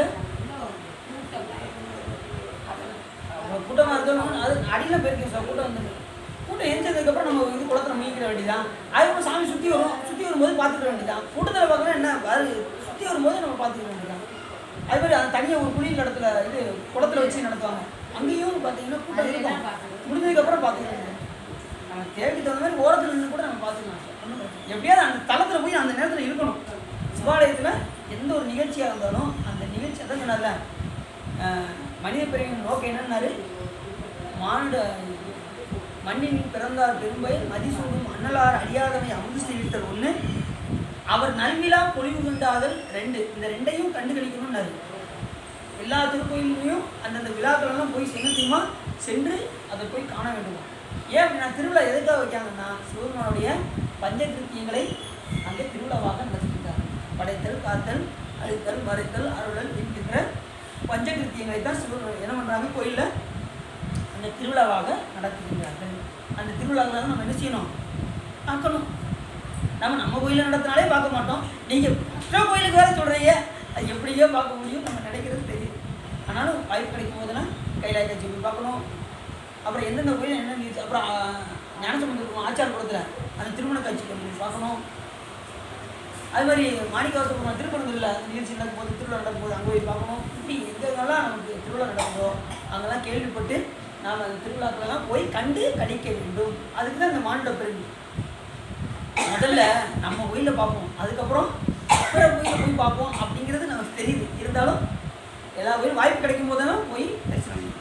சரி, அப்படி வீட்டுக்கு போனாராம். அந்த இதெல்லாம் கொண்டு போய் பொற்பலையை கொண்டு வீட்டுக்கு போயிட்டார். கொள்ளுங்கள் செல்லுங்கள் மழை நின்று விட்டது. அப்பொழுது வானத்தில் உள்ள முகில் கூட்டங்கள் விலகின. அகத்திய முனிவரால் வருகப்பட்ட கடலில் வற்றி பொன்னும் மணியும் முத்தும் புலப்பட கிடந்தார் போல் விண்மீன்கள் விளங்கின. பானபத்திரன் மனையில் படுத்து உறங்கினான். பின்பு கதிரவன் கண் விழித்து இரு கூட்டத்தை கிழித்து கொண்டு தன் கிரகணமாகிய 1000 கரங்களையும் விரித்து கீழே கடலில் நீந்தும் பொழுது வரகண பாண்டியன் இராப்பொழுதில் சோமசுந்தர கடவுள் பானபத்திரன் பாடலுக்கு அளித்தருளிய அருட்கொடையை கேட்டறிந்து பானபத்திரனை அழைத்து யாரு கேட்குறான்? வரகுண பாண்டியன் இந்த விஷயத்தை கேள்விப்படுறான். சாமியோட பொற்பலையை குறித்ததை கேள்விப்பட்டு உடனே அவரை கூட்டு அழைத்து வந்து இறைவனிட்டல்லியா பலகையின் மீது இருக்க செய்து இவனே எங்கள் மதுரை நாயகன் என்று எண்ணி மணி எப்படி செய்கிறார் பாருங்க. இவரே எங்களுடைய மதுரை நாயகன் சிவபெருமான் சொல்லி அவர் பொற்பலை, ஏன்னா அவர் கொடுத்த பொற்பலகை அதில் அவர் அமர செய்து எங்கள் மதுரை நாயகனாரா வரகுண பாண்டியன். எவ்வளோ வயசில் பாருங்க. மணிகலங்களையும் விளை நிலங்களையும் பெரு நிதிகளையும் மிகுதியாக கொடுத்து அந்த பலகையில் உட்கார வச்சு தேவையான பங்குறதெல்லாம் கொடுக்குறாரா வரகுண பாண்டியன். கொடுத்து முறையாக பல நாளும் நடத்தி வந்தார். வரகுண பாண்டியன் அருளிய பரிசை பெற்ற பானபத்திரனும் ஆலயத்திற்கு நாள்தோறும் 4 காலமும் சென்று சோமசுந்தர கடை வழிபட்டு கொண்டு வந்தார். வரகுண பாண்டியன் கூடல் பெருமானின் திருவடிகளை திருக்கோயில்கள் வந்து வணங்கி துதித்து சில காலம் கழிந்த பின் சிவசாரூபியம் பெற்று சிவபுரம் அடைவார். கொஞ்ச காலம் வாழ்ந்து அந்த மன்னர் என்ன செஞ்சார்? வரகுண பாண்டியன் சிவசாரூபியம் என்னது? சிவபெருமானுடைய உருவத்தை பெற்று அந்த 3ஆம் நிலைக்கு போயிட்டார். சாலோகம், சாமீபம், சாரூபம். அந்த சாரூப நிலைக்கு போயிட்டாரு யாரு? வரகுண பாண்டியன். அந்த லோகத்துக்கு போயிட்டார். உருத்திரர்கள்லாம் அந்த இதை தான் இருப்பாங்க, சிவபெருமானுடைய உருவத்தை பெற்றிருப்பாங்க. ஆனால் அவங்க வந்து சிவபெருமான் கிடையாது. புலித்தோலை நெஞ்சு எல்லாம் இருப்பாங்க, ஆனால் அவங்க வந்து சிவபெருமான். நம்ம புலித்தோலை நெஞ்சு அவள் தான் சிவபெருமான் நினைப்போம், ஆனால் சிவபெருமான் போல தான் இருப்பாங்க, ஆனால் அவங்க சிவபெருமான். சாமி எல்லாம் கடந்தது. அவர்கள் உருத்திரர்கள் பேர். சிவபெருமான் வந்து மகாருத்திரன் பேர். இவங்கெல்லாம் ஸ்ரீகண்ட ருத்திரர், குடிருத்திரர் அப்படின்னு இருப்பாங்க. ஆனால் சிவபெருமான் எப்படின்னா மகாருத்திரர். எல்லா ருத்திரர்களையும் அதிர்த்து நின்று இலைக்களமாக இருந்து இயங்குவதால் பிறரை இயக்க செய்வதால் சிவபெருமானுக்கு என்ன பேர்? மகாருத்திரர் என்று பெயர். புரியுதா? இப்படின்னு சொல்லி இந்த கதை கடைசி இந்த வரகுண பாண்டியன் என்ன செய்யணும்? சிவசாரத்தை பெற்று சிவபெருமானுடைய சிவபுரத்துக்கு போயிடும் அப்படின்னு சொல்லி நாளைக்கு அடின்னு வரமாட்டேன். நாளைக்கு கொஞ்சம் ஊருக்கு போயிருக்கு. அதனால் நாளை கழிச்சு நம்ம இசைவாது என்ற படம், அது கொஞ்சம் பெரிய கதை தான், கிட்டத்தட்ட நிறையா இருக்குது. ஏன்னா அது ஒரு 1.5 மணி நேரத்தில் நம்ம பார்க்கலாம். 6 மணிக்கு வந்து நம்ம பார்க்கணும். எல்லாரும் உள்ளம் நிறைந்து உபகை சிறந்து நீங்கள் நம்ம எத்தனை பார்த்துட்டோம்? நாளைக்குள்ளதுக்கு சேர்த்து இன்றைக்கே பார்த்தாச்சு. இல்லை சாமியோட வெறும் கருணையினால, அது சின்ன கதையாக இருந்ததுனால சாமி திருவிழாவில் இந்த கதை நாளைக்கு இந்த திருநெல்வேலி போகணும். நான் வேறு சொல்கிறேன், முடிச்சுட்டு வரேன் என்ன அது. அதனால் நம்ம வந்து நாளை கழிச்சு பார்ப்போம். நாளைக்கு நீங்கள் வந்து என்ன செய்யுங்க, எப்படி போல் பாடல் பாடுங்க, சரிதானே? இந்த கதையில் நம்ம என்ன சொல்ல வருது? சிவபெருமான் மேலே நாம் இந்த அன்போடு இருந்தால் சிவபெருமான் எல்லா வளங்களையும் நமக்கு தருவார் என்று நமக்கு எப்போது திருமுகம் கொடுத்த படலம் இது. பலகை இந்த பொற்பலகை இதுகாரம் உள்ளம் நிறைந்து உகை சிறந்து இந்த திருவிளையாடல் கேட்டதினால் உங்களுடைய வல்லனை கரைந்து திருவள்ளுவர் உரை என்று சொல்லி திருக்குறள் பாடி அடியேன் உரையை நிறுத்தினேன்.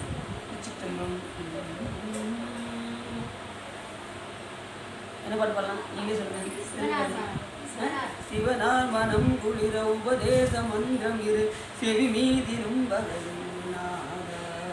சிவகாம சுந்தரிதன் வரவாள கந்த இன செயலே விரும்பி உள்ளம் நினையாமல் அவமாயை கொண்டுலகி விருதா அடைந்துடனும் அடியேனை அஞ்சல் என வரவேன் அறிவாகம் பெருக இடரானதும் தொலைய அருஞான இன்பம் அது புரிவாயே நவநீதமும் திரிடி உரலோடு ஒன்று மறி ரகுராம சிந்தை மறிமருவோனே நவலோகம் கைதொலும் நிஜ தேவலம் கிருத நலமான வெஞ்சி கதிவிலை ஓவே தேவயானை அம்புரமி மணவாள சம்பமுரு நீரம் கதி வழியா இரியாவினன் குடியில் வரும் வேள் சவுந்தரிக ஜெகமேன்மை கண்ட பிறல் பெருமாளே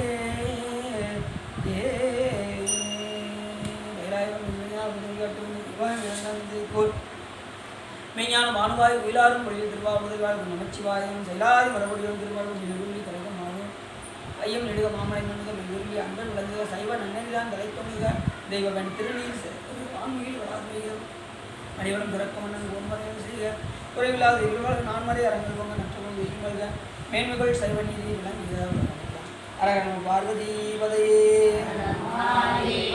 நாடுடைய போற்றி வேறுகளுக்கு சிற்றம்பலத்திலே தண்ணியே குடிக்க உடல தண்ணியே குடிக்கிறேன்.